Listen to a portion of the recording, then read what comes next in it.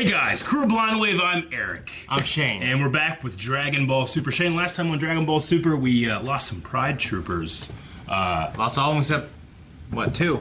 Four actually. Okay, I think four. there's four left. Okay. And we will meet the others soon-ish, I guess. But we had on the horizon, we had from the lovely Universe 2, very loving.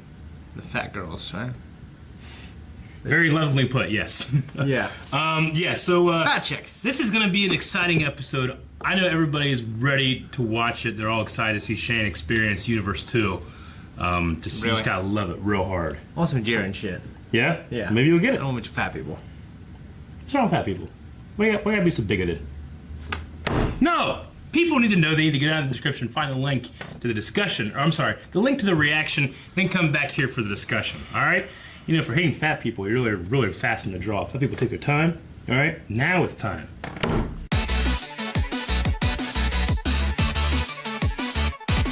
Alright, did you feel the love? No, but it was a good episode. I love 17. Yeah. Honestly, I was ignorant. I guess I thought I remembered seeing on their planet that they all kind of did that. Nope, just the one girl. Okay. Yeah.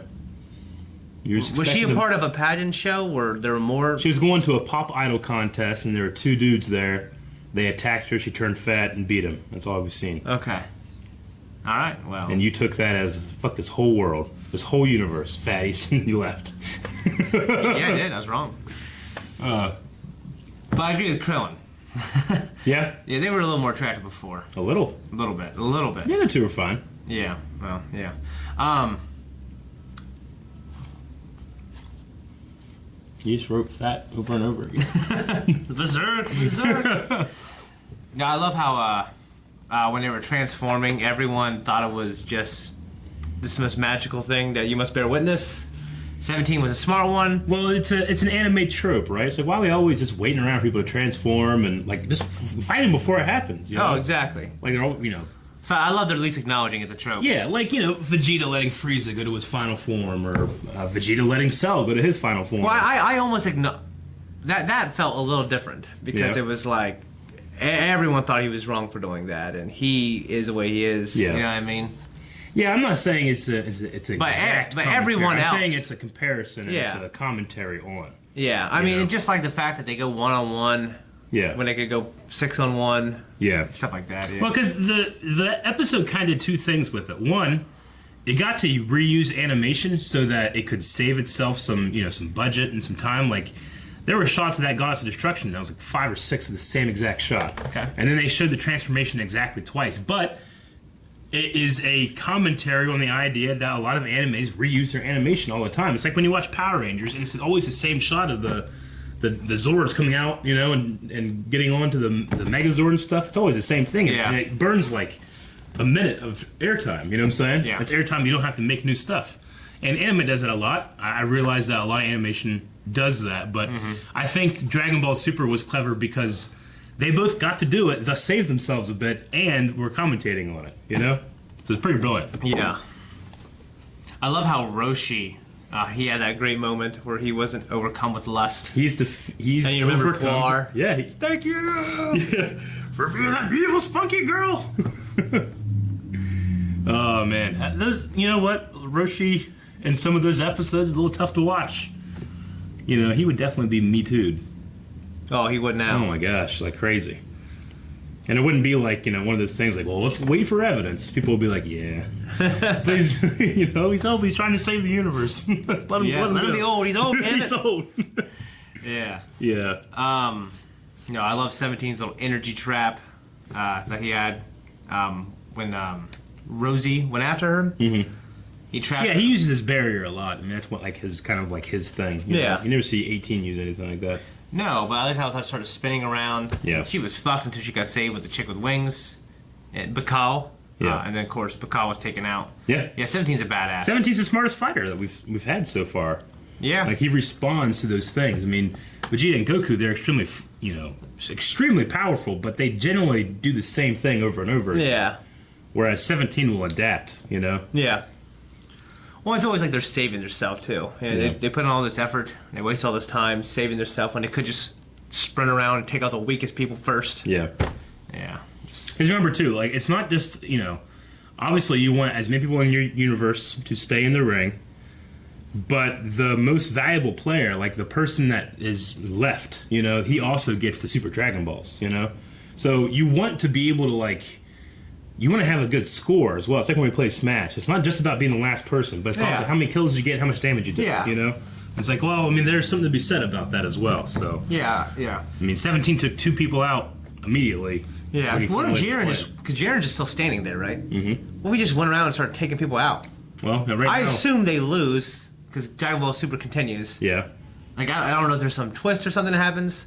But I assume Jiren loses. There will be some awesome twists along the way. You can assume what you want. Okay. However, we did get word that it's at the point of being confirmed, Dragon Ball Super is going to be continuing. Yeah. Probably around the time that the dub is caught up. So that's going to be pretty nice for us. Well, that's going to be great. Yeah. Yeah. If the dub comes out at the same time. What do you feel about Vegeta not being able to punch her?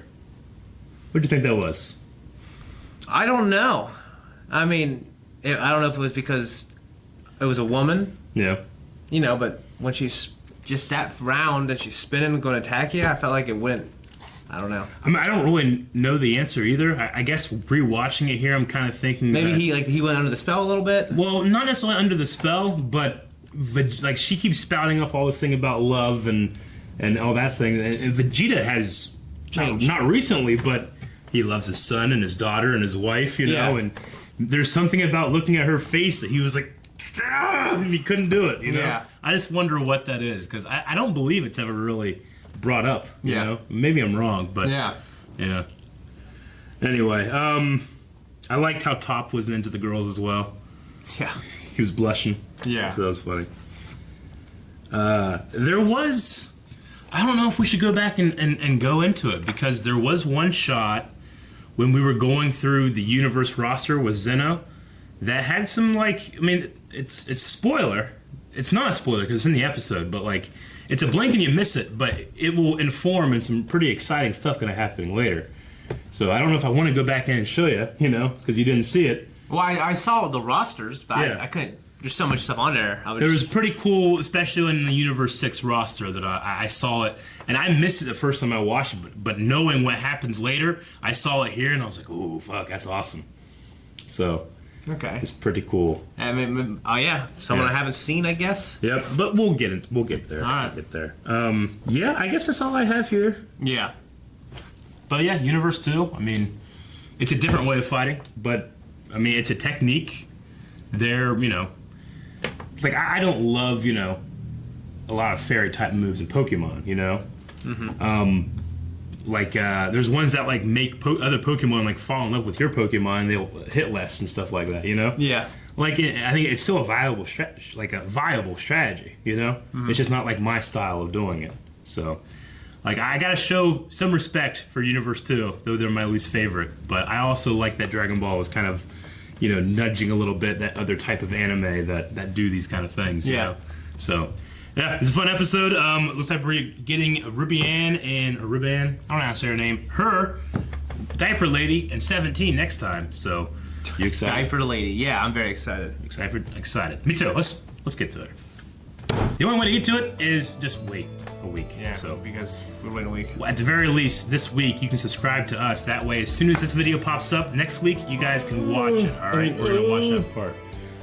Blind Wave merch down in the description. If you can find the website, you can find the merch site. Check it out. Check it out.